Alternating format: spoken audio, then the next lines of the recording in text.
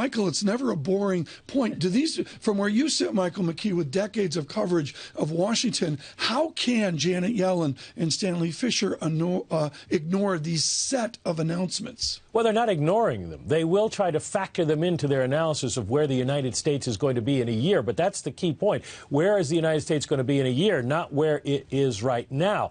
And Stanley Fischer made this point in a speech a couple of years ago about his experience at the Israeli Central Bank. He made it again in Jackson Hole.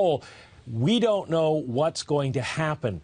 And the longer you wait, the more you still don't know what's going to happen because something else keeps coming up. You go back to May, we thought the Fed was going to raise rates in June. Then they didn't because of the weak first quarter. Now we don't think they'll raise rates because of China, because of Australia, because of whatever.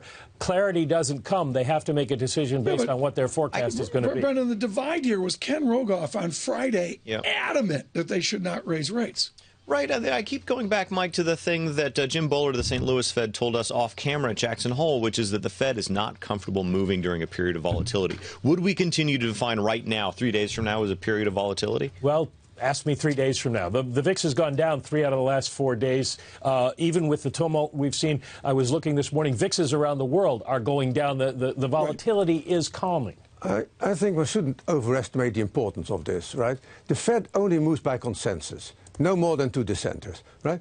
So if they move on Thursday, right, then it will be with soft talk to keep the consensus. I want to ask you the same. If they don't move, they have hard talk in order to keep the consensus. Willem Bouter, I've got to ask you the same question I asked Ken Rogoff. It's very simple. Everyone looks at a vector or trajectory of whatever the Fed's going to do. How do you respond to people that say, just raise rates to get off the zero bound and say, we're going to sit here for further data? Ken Rogoff says no. Many say yes. Which should it be?